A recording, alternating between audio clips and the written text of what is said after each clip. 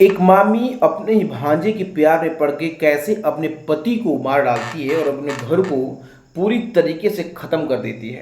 नमस्कार दोस्तों, मैं आपका स्वागत करता हूं संकेत स्टोरी में और आशा करता हूं आप स्वस्थ होंगे, अच्छे होंगे। आज की सच्ची कहानी है, सच्ची घटना है। फिरोजाबाद में एक ज़िला होता है, खैरा ज़िला, वहीं से निकल के आता है।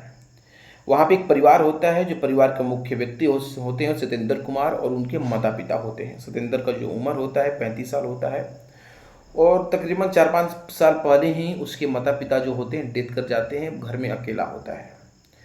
घर से 3-4 किलोमीटर की दूरी पे घर का कुछ काम चल रहा था, दूसरी बिल्डिंग का कुछ काम चल रहा था, वहाँ पे जाता है जॉब के लिए। वहाँ पे उसको गार्ड का नौकरी मिलता है और धीरे धीरे गार्ड का नौकरी करने लगता है। जैसे जैसे उम्र बीत रही थी, शादी का भी प्रेशर था। कुछ समय बीतने के बाद खैरा जिला के बगल में ही एक गाँव होता है, वहाँ पर उसका शादी हो जाता है और लड़की का उम्र मच कम होता है, 23 साल होता है। दोनों लोग अपने परिवार में खुश रहते हैं, किसी भी प्रकार का कोई दिक्कत नहीं होता है, कोई परेशानी नहीं होता है। लेकिन सत्येंद्र का एक चचेरी बहन होती है और वहाँ पे एक लड़का होता है उसकी बहन का। जब शादी होता है तो घर पे उसका आना जाना होता है, और जो उसकी पत्नी होती है उसका नाम रोशनी होता है। रोशनी से वो घंटों घंटों बातें करने लगता है, और घंटों घंटों बातें करते करते दोनों लोग एक दूसरे को चाहने लगते हैं। लेकिन कोई भी ना सत्येंद्र रोशनी से बोलता है कि मैं तुमसे प्यार करता हूँ, ना रोशनी सत्येंद्र से बोलती कि मैं तुमको प्यार करती हूँ। क्योंकि उतना टाइम नहीं मिलता था। जब भी सत्येंद्र बाहर जाता था तो 2-4 मिनट का टाइम रहता था, आपस में बातें करते थे, बात खुल नहीं पा रही थी। एक दिन क्या होता है कि जो लड़का होता है वो जाता है अपने मामा के घर, और वहाँ पे जाके बात करने लगता है, विचार करने लगता है। वो लड़के का नाम होता है गोविंद, मैं आपको बताना भूल गया, लेकिन लड़के का नाम गोविंद होता है। उसकी उम्र 24 साल होती है, और जो रोशनी होती है उसकी भी उम्र तकरीबन 25-26 साल की होती है, मतलब आसपास ही लोग होते हैं। तो जो गोविंद होता है एक दिन अपने मामा के घर जाता है और शाम को 5 बजे के आसपास जाता है। वहाँ पे बातचीत करने लगते हैं, कुछ खाने पीने की चीज़ें भी बनती हैं, आपस में बहुत सारे समय बीत जाता है। कब समय बीत गया किसी को पता नहीं चलता है। जैसे ही जो गोविंद है निकलने का, घर से अपने घर जाने का समय होता है, बाहर निकलता है, तेज आंधी पानी और बारिश होने लगता है। जो उसका मामा होता है सत्येंद्र बोलता है आज यहीं रुक जाओ, कोई दिक्कत परेशानी की बात नहीं है, अलग रूम है वहाँ पे सो जाना, बहुत सारे कमरे हैं वहाँ सो जाना।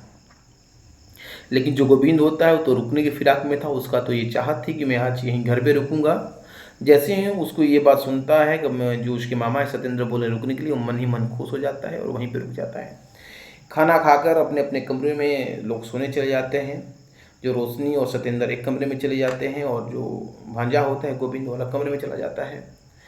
12-1 बजे का टाइम होता है, मतलब सुनसान रातें हो जाती हैं। जो गोविंद होता है धीरे पाँव रोशनी के कमरे में जाता है और उसे कान में बोलता है मैं तुमसे बहुत ही ज़्यादा प्यार करता हूँ, मैं तुमको पाना चाहता हूँ।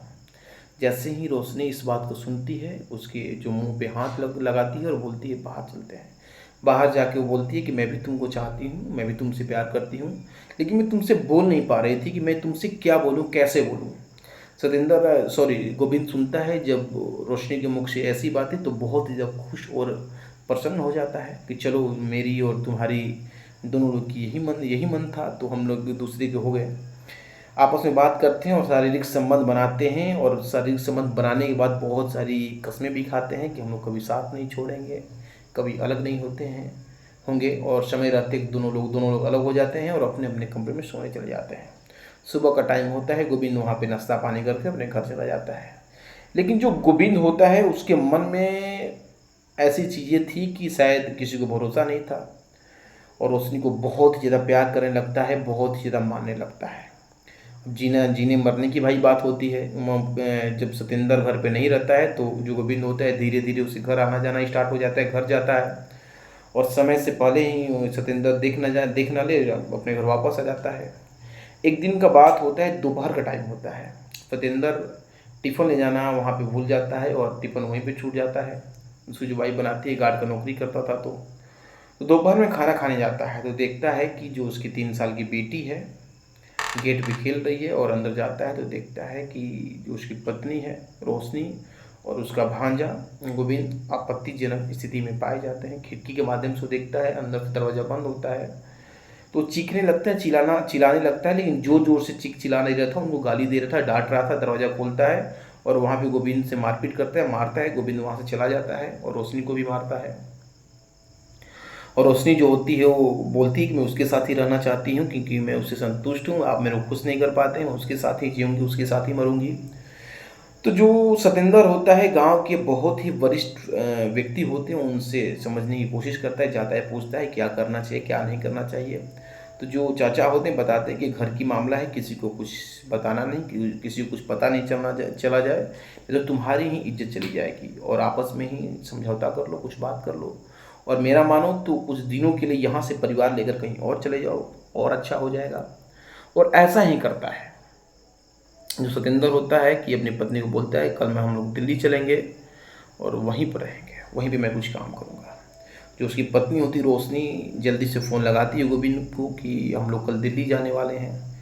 तो अगले दिन जैसे ही सब लोग पैकिंग वैकिंग होता है, गोविंद अपने बाइक से आता है और अपने मामा जो होते हैं सतेंद्र, उनके पैर पे अपना सर रख देता है और गिड़गिड़ाने लगता है कि मेरे से भूल हो गई, आज के बाद ऐसा कुछ नहीं होगा, आप मेरे लिए कहीं और मत जाइए, आप यहीं रहिए, 2-4 दिन का टाइम दीजिए, मैं ही कहीं और चला जाऊँगा। तो कहीं ना कहीं सोचता है कि नया खून है, उसका मामा सोचता है नया खून है, शायद समझ जाए, शायद इसका दिमाग खुल जाए, और अपने भांजे को माफ़ कर देता है, लेकिन उसको किसी भी चीज़ का अंदाज़ा नहीं होता है। 10-15 दिन बीतने के बाद जो उसकी पत्नी होती है प्लान बनाती है अपने ही आशिक गोविंद के साथ, और रात की घटना को अंजाम दिया जाता है।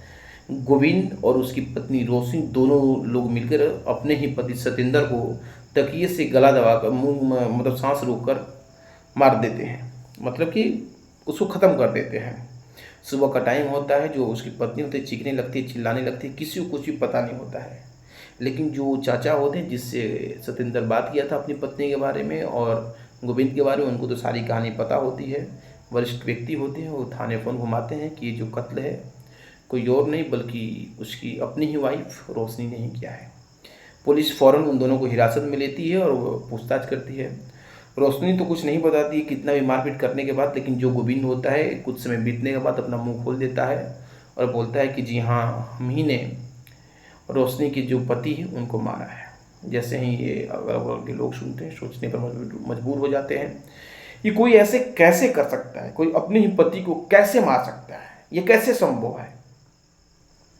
और उन दोनों को जो आगे की कार्रवाई होती है पुलिस करती है। तो ये पूरी घटना, पूरी कहानी सुनाने का मतलब किसी की भावनाओं को ठेस पहुंचाना नहीं, किसी को आहत करना नहीं, बल्कि आपको जागरूक करना है। नमस्कार दोस्तों।